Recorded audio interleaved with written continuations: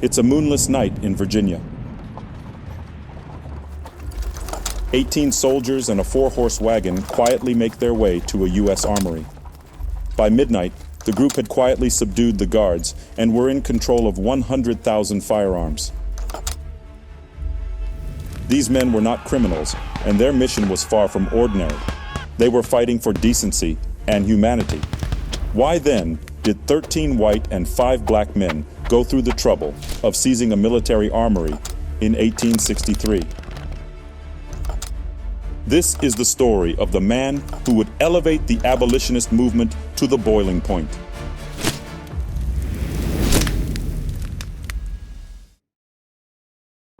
The Northwest Ordinance of 1787 forbade slavery in Ohio, Indiana, Illinois, Michigan, and Wisconsin. These free states were the destination of many blacks seeking freedom. But the pro-slavery forces of the South and the senators that supported them were fully invested in expanding the evil practice wherever they could. In 1854, they made a new law that gutted the ordinance. From now on, the northern free states would be able to vote to allow slavery, and also, more worrying in the short term, allow for the pursuit, imprisonment, and ultimately the return of runaway slaves back to their bondholders. Lincoln and Douglas knew that such a law would open the doors for violence, and they were right. It didn't take long for pro-slavery forces from the South to ransack a city in Kansas, one that had been founded by Massachusetts abolitionists. This terrible law created the ideal conditions for conflict and would ultimately culminate in a civil war, but not without the actions of a peculiar man. John Brown was a white abolitionist who had experienced the evils of slavery growing up and vowed to dedicate his life to ending this evil. While his life's work until this point had been peaceful, like most of the abolitionist movement in the country, the violence in Kansas would push him over the edge.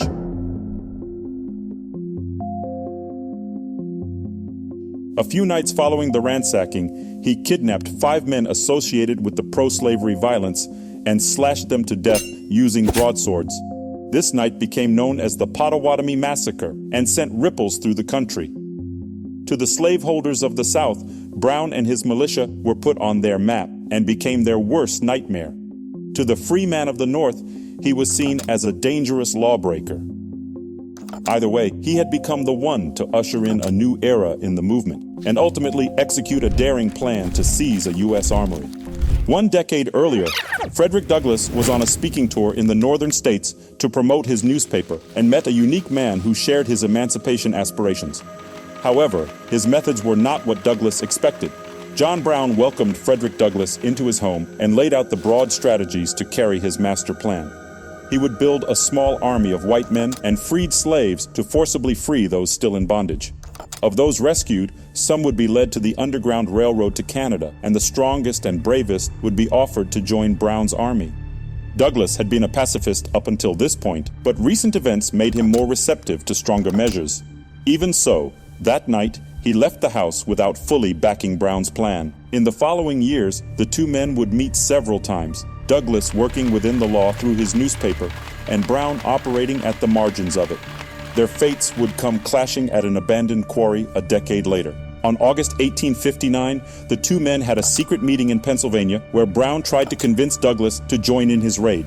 The plan was to seize the federal arsenal in Harper's Ferry, Virginia, which Brown expected would draw all the slaves for the ultimate resistance fight.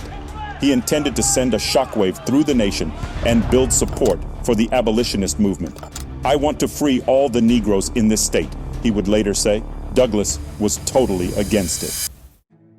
For him, the nation would see the raid as an attack on the government itself and make the passageways to the north much more difficult. Brown pleaded with Douglass because he knew he could rally the black man like no other, but Douglass was convinced his friend was walking into a steel trap of which he would not come out alive. Back to the moonless night in Virginia, Brown's plan had worked perfectly. His men managed to cut the telegraph lines, preventing communication from the town. They had quietly subdued several guards and secured the arsenal without having fired a single shot, and were now in possession of hundreds of thousands of firearms. Spirits among his men were high. and the hope to spark a movement to join his army was as high as ever. But it all came crashing down shortly past midnight, when an unexpected train arrival started a gunfight, and a baggage master was shot and killed. The conductor sent a telegram to Baltimore saying his train had been stopped by armed abolitionists who had come to free the slaves. The news of the attack was out, and now Brown had lost control of the narrative. The next day's New York Times front page read, "Federal Arsenal in Harper's Ferry in possession of insurgents." Douglas's warning had come true after all. His men managed to cut the telegraph lines, preventing communication from the town.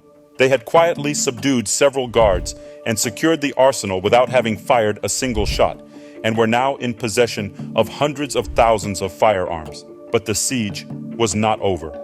The telegram from the conductor found its way to the Washington Navy Yard, from where 90 Marines were assembled to march to the arsenal, being led by none other than Colonel Robert E. Lee himself. The Marines wouldn't arrive for another day, but in the meantime, Brown had other problems to deal with. His plans of building a resistance with the local slaves crumbled very quickly after two riders galloped into a nearby town shouting, "Insurrection!"